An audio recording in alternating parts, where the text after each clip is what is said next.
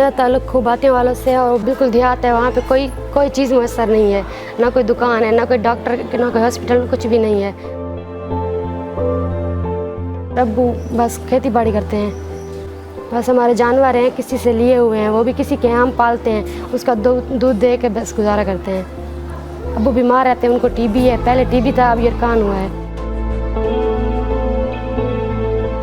अचानक एक दिन मैं स्कूल आई हुई थी और मेरे अब्बू ने मुझे कहा कि तुम्हारी अम्मी की तबीयत ख़राब है, तुम घर जाओ और घर को देखना, तुम्हारे बहन भाई पढ़ के आ जाएंगे और मैं तुम्हारी अम्मी की दवाई लेने जा रहा हूँ। फिर मैंने अम्मी से कहा मैं आपके साथ चलूँ। मैंने कहा नहीं, मैं तुम्हारे अब्बू के साथ जा रही हूँ।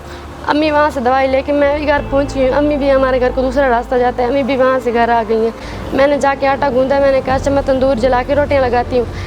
मैंने देखा तो मेरी अम्मी खुद तंदूर जला के रोटियाँ लगा रही थी और रात को 12 बजे मेरी अम्मी फौत हो गई थी।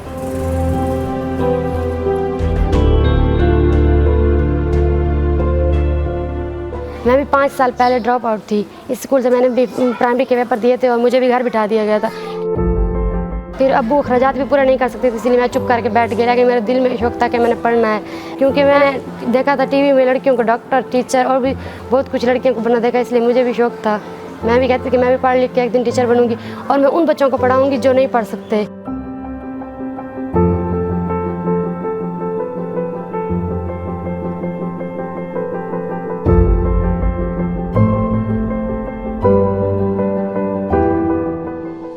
IT वाले पहले मैं अपने घर में ऐसे बैठे हुए थे कि वो आए और उन्होंने सर्वे किया। उन्होंने बताया कि हम ऐसे लड़कियों को स्कॉलरशिप देंगे, जो बच्चियां नहीं पढ़ रही उनको देंगे। तो फिर उसके बाद उन्होंने एक फार्म दिया जिसे हमने पूरा किया। उसके बाद एक इंटरव्यू हुआ जो बहुत टफ था, लेकिन मैंने पास किया। तो काफ़ी लड़कियाँ थी, 100 पता नहीं कितने 100 थे, उनमें से हम 70 लड़कियाँ हुई थी और मैं बहुत खुशनसीब थी कि मेरा नाम उसमें आ गया था और मैं बहुत खुश हुई थी। बस थोड़ा ही अरसा रह गया था मेरी शादी में, क्योंकि रिश्ता तो तय हो गया था और मेरी शादी हो भी रही थी अगर ये IT वाले ना जाते तो। मैं जिस दिन पहले दिन स्कूल आई थी मैं तो बहुत खुश थी कि मैं स्कूल में आ गई, लेकिन बच्चे कहते थे कि इतनी बड़ी बच्ची पढ़ने आ गई है स्कूल में। और मुझे अफसोस भी हुआ था कि देख बच्चे मुझे बातें करते हैं, लेकिन मैं हंसी भी तो रोई भी थी और मुझे वो दिन कभी भी नहीं भूलता।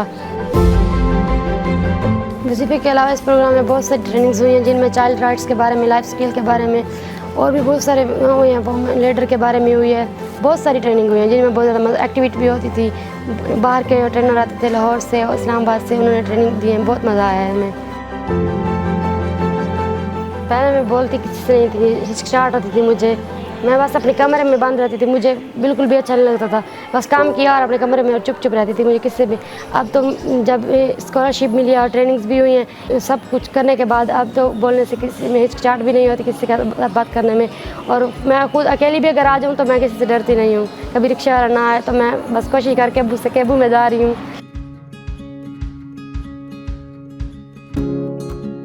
मैं भी अनपढ़ हूँ, मेरी बीवी मैट्रिक पास थी, लेकिन मैं जब उनको देखा तो मैंने कहा तालीम बहुत अच्छी शय है। और मैं इनके किताबों फरोल बैठ कर शहर में जाता हूँ तो देख लेता हूँ कौन सी जगह है, कौन सा मेडिकल हॉल है। इनकी तालीम से मुझे आइडिया हो गया, माँ बाप अनपढ़ हो तो बच्चों को शौक़ रखो, बच्चों से माँ बाप कुछ हासिल कर सकता है। अब यही प्लान है कि इतना 8th कर लिए तो कम से कम मैट्रिक तो कर लें। मैं कहती हूँ चलो वो NGO ने बताया कि अब स्कॉलरशिप तो नहीं मिलेगी, है तो 3 साल वाइंड अप हो रहे हैं। तो फिर मैंने कहा ठीक है, जैसे हम पहले कोशिश करके वो कर रहे थे सिलाई कढ़ाई करके, पहले तो चलो अम्मी भी थी, अब तो अम्मी भी नहीं है, अकेले मुझे मैनेज करना होगा। थोड़ा सा मुश्किल तो होगा लेकिन मैं करूँगी ज़रूर इंशाल्लाह। मेरा ये शौक़ है कि मैं कम से कम मैट्रिक कर लूँ।